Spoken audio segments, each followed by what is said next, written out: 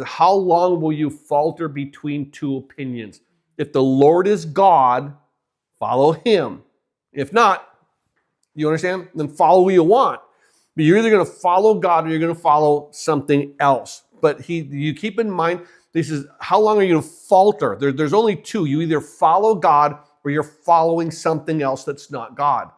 And so over and over in Scripture, I think it's so important to recognize where even in the very first Psalm, in Psalm 1 verse 6, he talks about how the Lord knows the way of the righteous, but he says the way of the ungodly shall perish. You understand? There's only two. There's the righteous and there's the ungodly. You're either walking with the Lord or you're not. And this is why in Romans 6:16, it says, don't you know to whom you present yourselves slaves to obey, you are that one slaves. You're either God's or you're someone else's slave. You're either God's slave or you're not, but you are someone else's slave. Where Matthew says, and I love that passage in 6:24, where it says, no one can serve two masters. You can't. You may have two masters, you may do that, but even when Matthew 12:30, remember when we went through Matthew, we said, what?